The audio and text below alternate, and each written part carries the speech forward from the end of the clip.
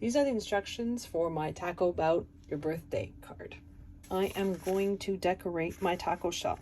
So my taco shell consists of this oval with a flat section in the center. And I've just folded up on both score lines, and then I folded up on the center score line as well. If you notice, there are some rectangular score lines on both sides too. We're just going to ignore those for now. Those are just placement for the pop-up of my card. So you're not going to fold on these score lines, you're just going to fold on the 3 central score lines. So I've got my embossing folder, and it is actually a sprinkles embossing folder. So it has circular and rectangular sprinkles on it. So this is the outside of my taco shell.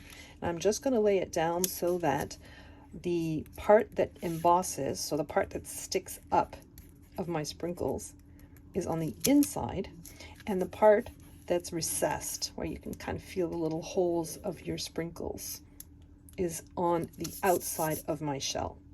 So I've got my embossing sandwich already, and I'm just going to grab my cuddle bug and just cranking my shell through the cuddle bug.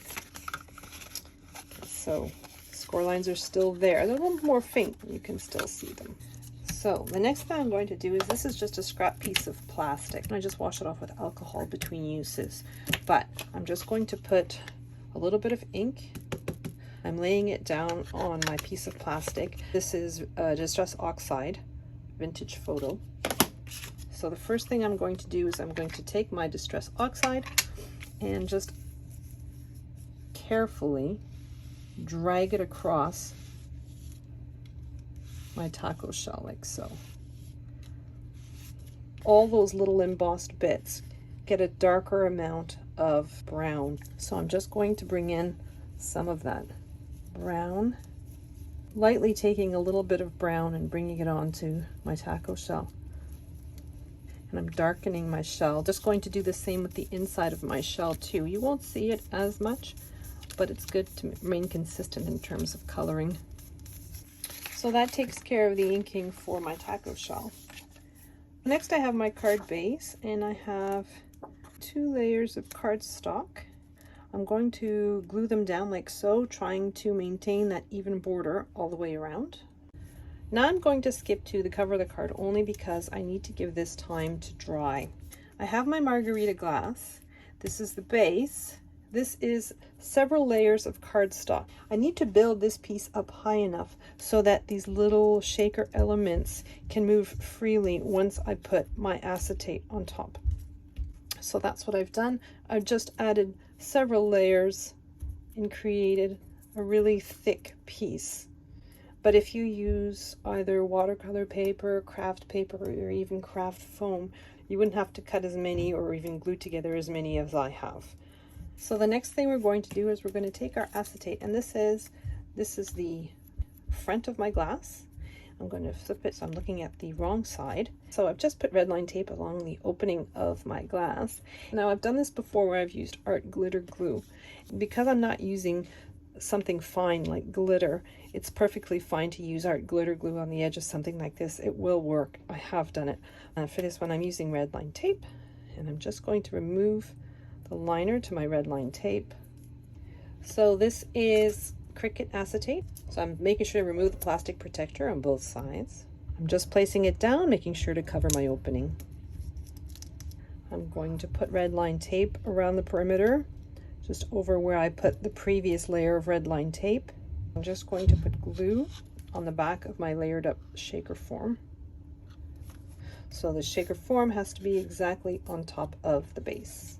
So next I'm going to take my piece of glitter cardstock, and I'm putting some glue on the back, inserting it in the opening. And then I'm just going to take my little shaker elements and put them inside. I'm going to remove the backing on my red line tape. I'm putting glue just on the base of the glass, starting by putting the part that I've glued down first, making sure that everything is exactly in position, and pressing firmly down on my red line tape. Let's return to the card base and making the taco. You have this one piece, and it has score lines. You just want to fold down on the score lines, and then you want to grab your taco piece. Our score lines from before, you can kind of make them out under the ink. This piece is going to be glued in between those score lines. You have your middle fold, and then you have a fold on each side. This piece is going to be flush with the score line on one side, and put glue all along that rectangle.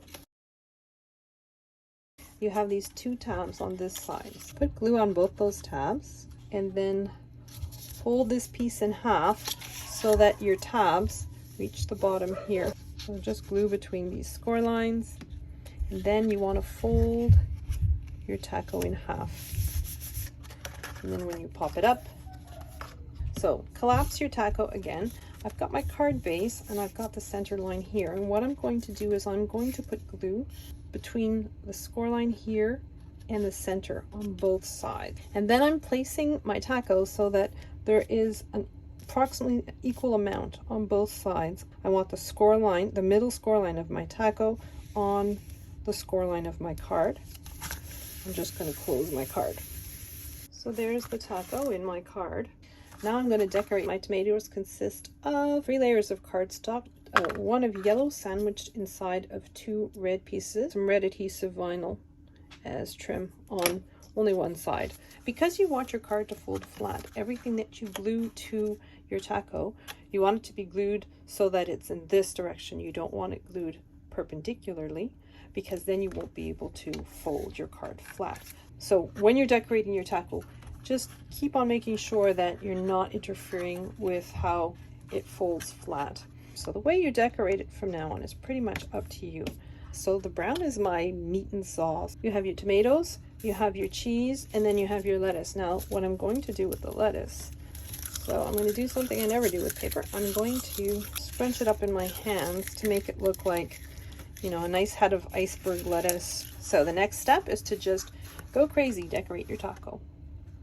So now I've decorated my taco. I have a little area here that I'm going to glue on top, and this is for signature and well wishes and such.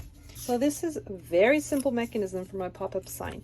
You have 2 score lines on one end and 1 score line on the other end. Put glue just in that little rectangle that's formed by this score line, and I'm going to place this so that it's right up against my taco. You want to make sure that it's 2.5 inches on each side. So you're just going to close so it's right up against that taco, and then you're just closing it down, and you're going to apply pressure where you've just put that glue. And so put glue on the other end just beyond that first score line, not the second one. But you fold it on the second one, and then just close your card. And that's going to create a little platform. So next I'm going to take my little sign. So I'm just gluing my sign to its little holder. I'm just putting glue on that little post to my sign, and I'm butting it up so just against my little platform. It's lying flat on my card. It's within the framework of my card, and it's just right up against that, centered as possible, right against that platform. And then we're going to close the card. Now, when you open your card, your little sign also pops up. So now I'm just going to glue this in place. Okay, so now we're going to work on the cover of the card. My base layer, and then I've embossed a layer. I'm going to glue down my margarita. There's a little bit of glitter cardstock. I'm going to adhere that to the top of my glass. The pieces for my lime, I'm going to glue them together. And all of this gets glued to the top of my card, keeping in mind that it's a top fold card. So you want to put your margarita glass so that it's in the right direction.